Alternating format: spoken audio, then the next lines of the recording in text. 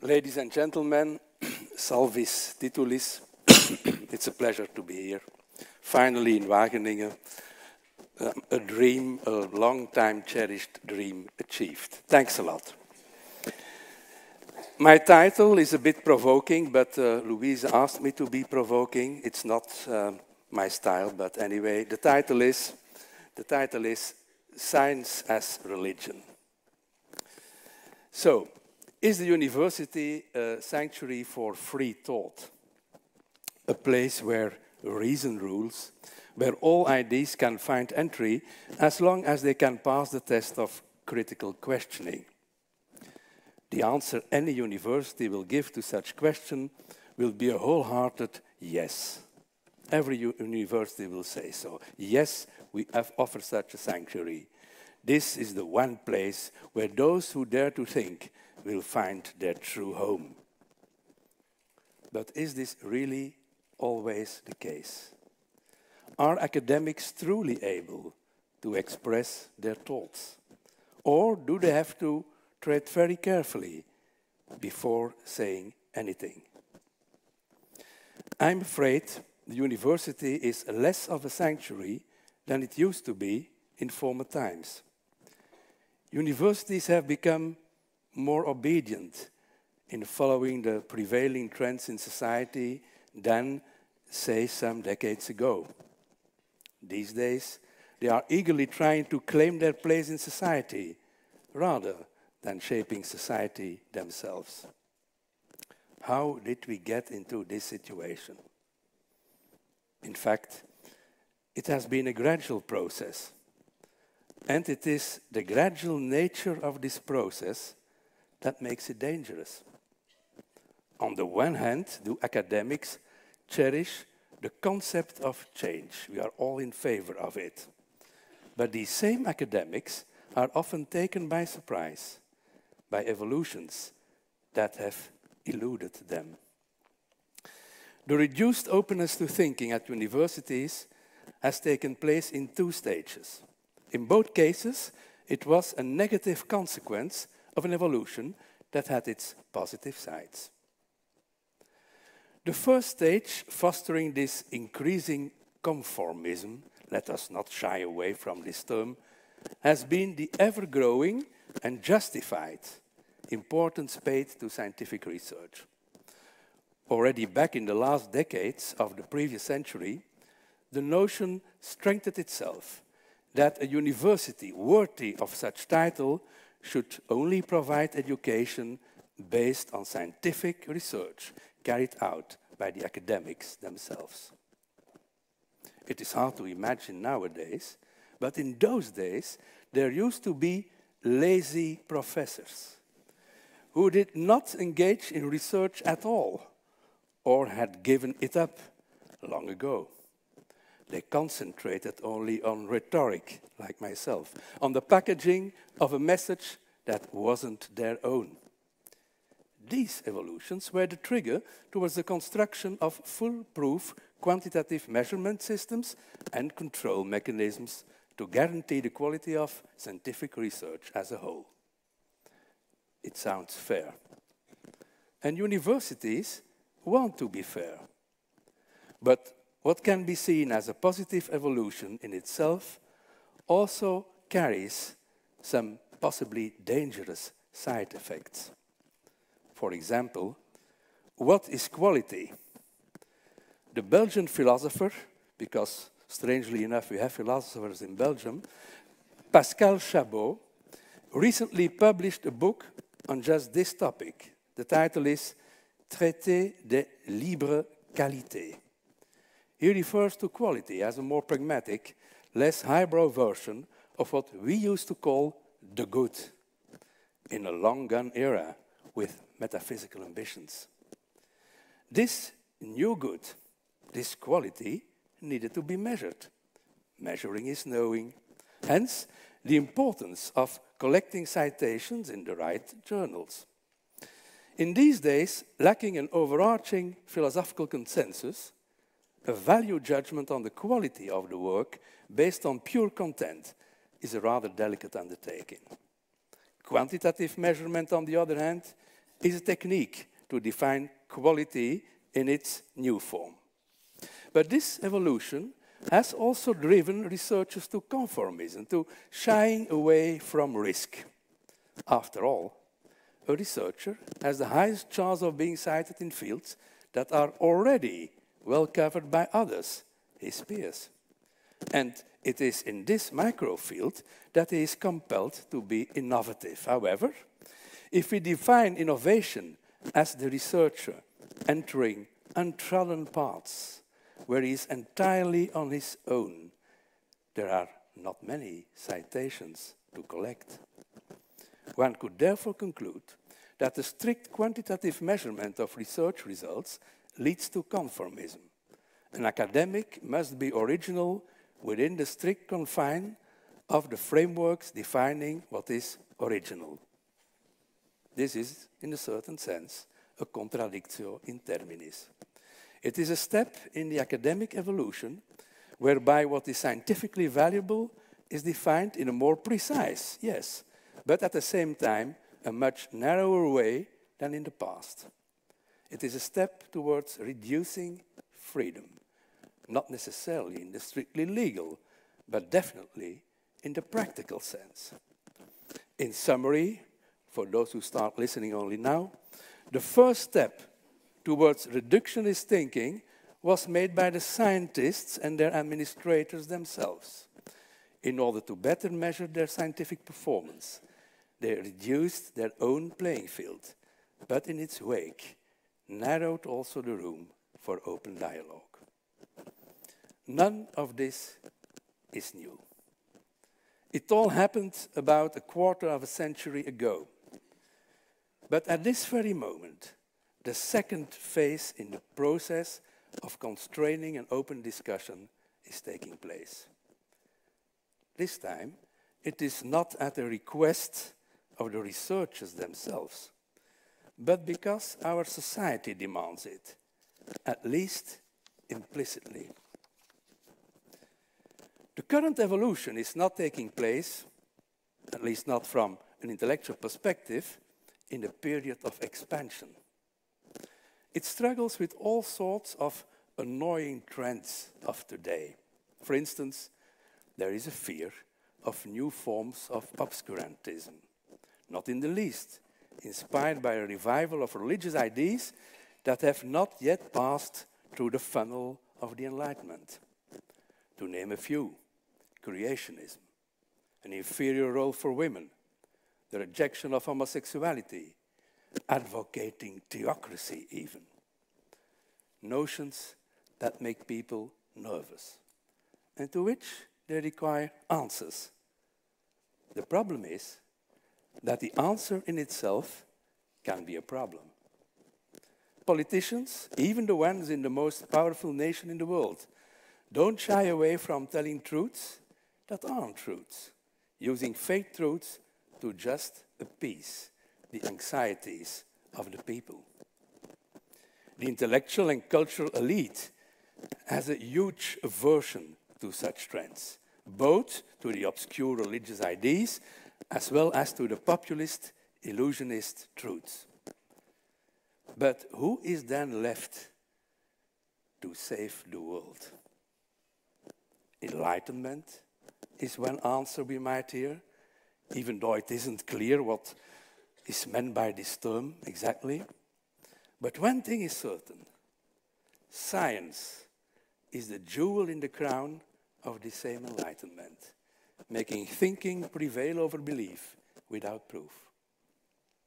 And so, this is where science finds itself nowadays, surrounded by big expectations that by themselves are not scientific, and having to respond to the aspirations of a society wanting to evict its fears and looking for watertight answers.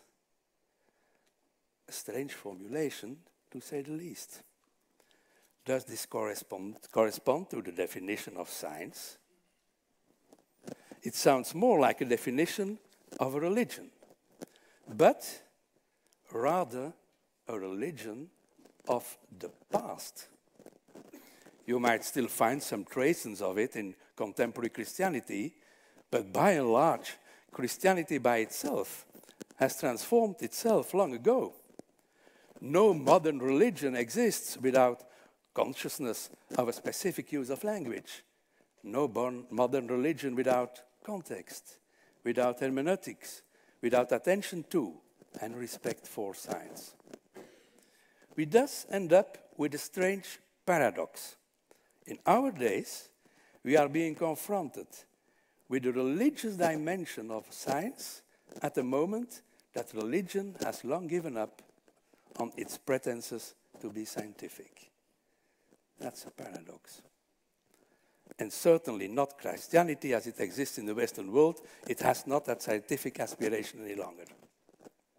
No single Christian intellectual would even think of interpreting the story of the creation literally. And nobody feels even remotely threatened by a scientific theory that attempts to better understand the origins of our universe. Meanwhile, religion focuses on asking questions that deal with meaning, love, beauty, maybe even with eternal life, in Wageningen, for instance.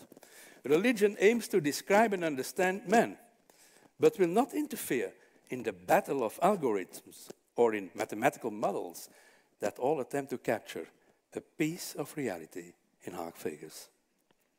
One could call it an ironic coincidence that science is threatening to become religion at the moment that religion has already arrived at the conclusion that it needs to be something else than science. It appears that science and religion have swapped roles. But let's become more concrete now. In what way does science express its religious character? Here are 4 points. After that, it's finished. First point. The first one has to do with the growing intermingling between science and morality, as Louise already mentioned. Think of a discussion on hot topics such as food consumption, climate change, gender diversity, or nuclear power. An adversary in such discussion would often be combated by rational but also by often subtly interwoven moral arguments. So when making a controversial analysis, is no longer just wrong in his analysis. His dissenting opinions imply that he fails on moral grounds. The mixing of content and morality is a feature of religion at its worst. True religion focuses primarily on transcendence, just like science pursues scientific truth above all. Morality comes later as a derivative, yet is not the essential part of it. But old-fashioned religion and sometimes contemporary science both have a tendency to join up content and morality. For example, a scientist can propose without much opposition, maybe not here, I don't know, that meat consumption should be drastically reduced in order to fend off climate change. You can say that without any danger. But this becomes more touchy when demographic interventions are proposed, limiting the number of children per family. Few will make a case for this. It is pretty difficult to sell from a moral perspective. And I have never come across anyone saying that banning divorce does not only have economic, but even ecological benefits, because people who remain together do not occupy two separate living units. Just to be clear, I am not at all an advocate on the ban on divorce.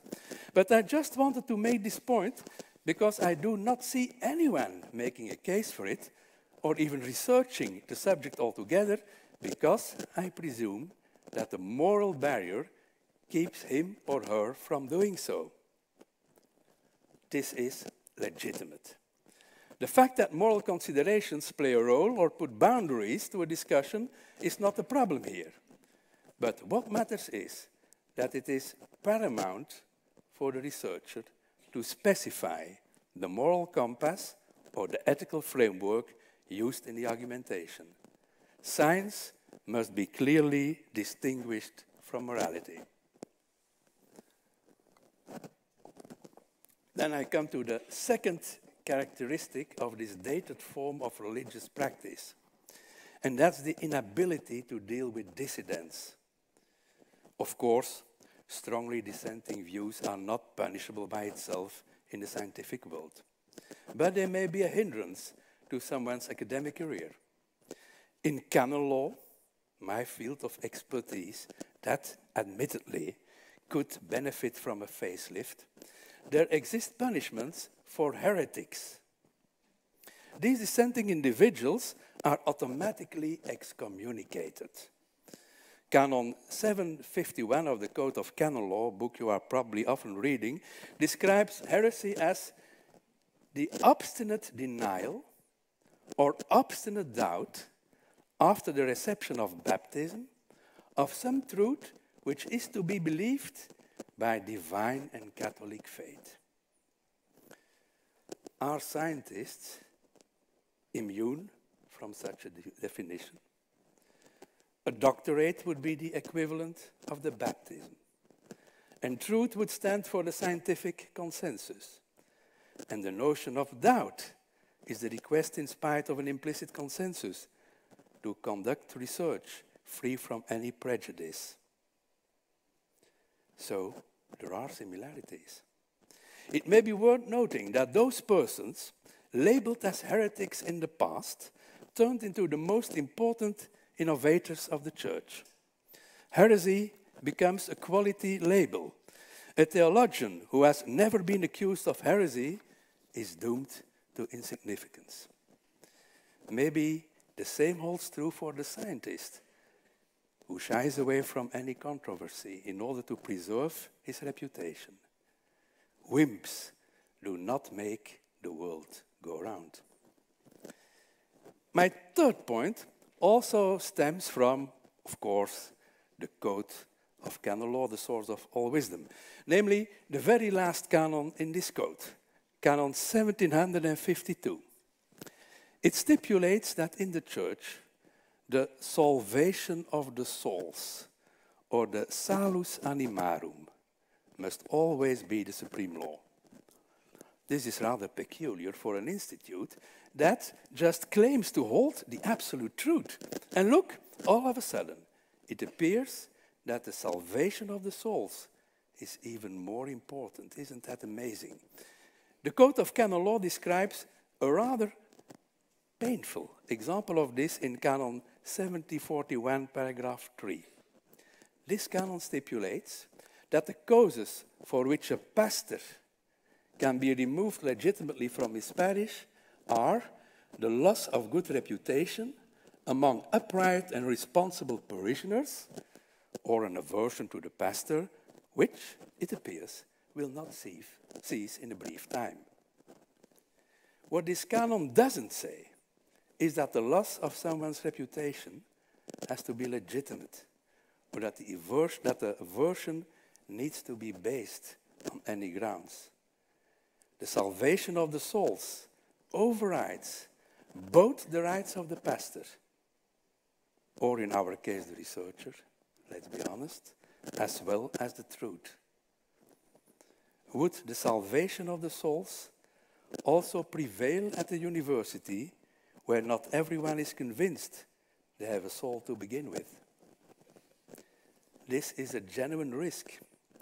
Think of the safe spaces now commonly used at American universities, whereby the well-being of students belonging to any type of minority prevails over an open debate, highlighting the different aspects of a possibly non-existing truth.